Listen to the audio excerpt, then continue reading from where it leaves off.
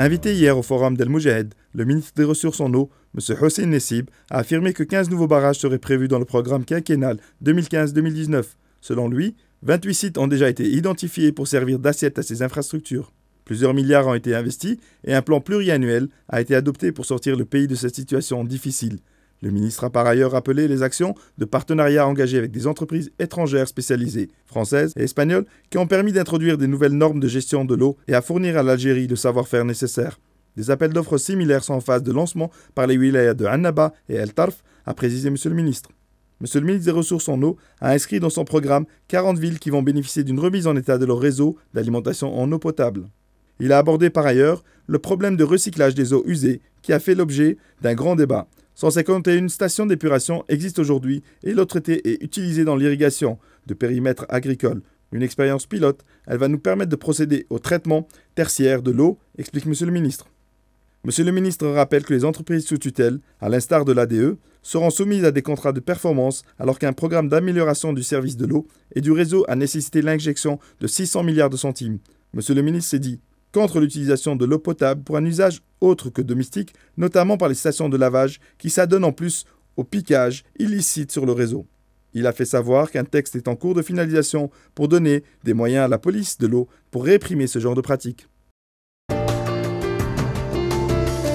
L'Agence algérienne de promotion du commerce extérieur, ALGEX, convie les opérateurs économiques algériens, tant publics que privés, à prendre part au Forum mondial Futuralia, organisé par la Chambre de commerce et d'industrie internationale de Rhône-Alpes. La 19e édition du Forum mondial Futuralia, prévue du 4 au 6 juin 2014 à Lyon, en France, est conçue pour les PME.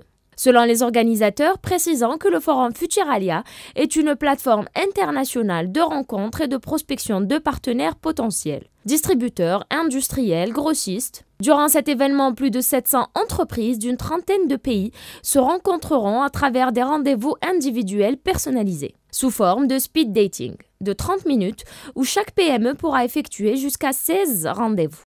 Les promoteurs de ce forum soulignent qu'en sus de ces rendez-vous, des rencontres avec des experts spécialistes du commerce international ainsi que des entretiens informels seront prévus, qui permettront aux participants d'étendre leur réseau d'affaires.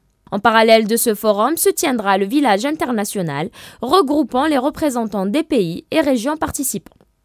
Cet événement sera une opportunité pour les opérateurs économiques algériens afin d'établir des courants d'affaires, de bénéficier de conseils d'experts et de profiter de la position centrale de Rhône-Alpes au cœur du territoire français et au carrefour du continent européen, a indiqué l'ALGEX.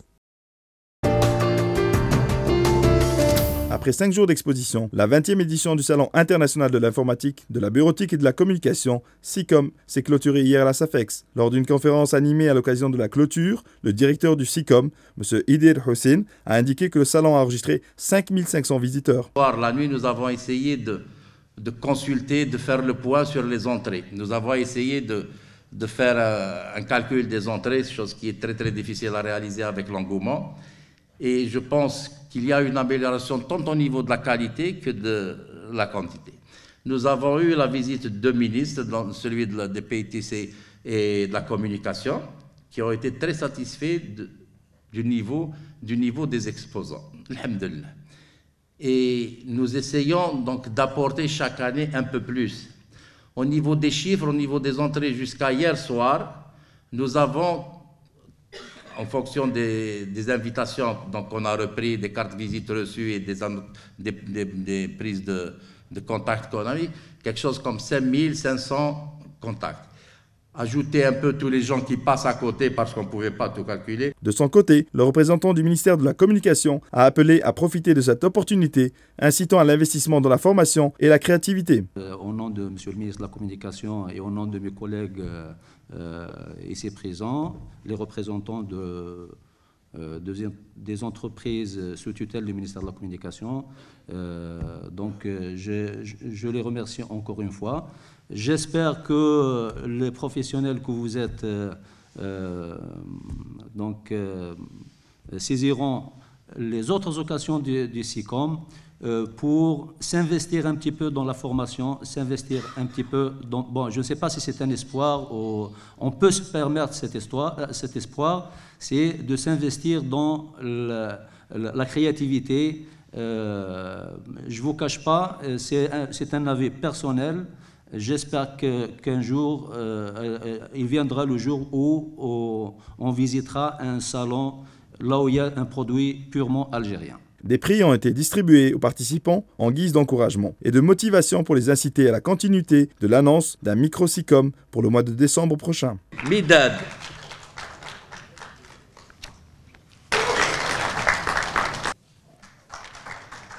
La Nouvelle-Côte.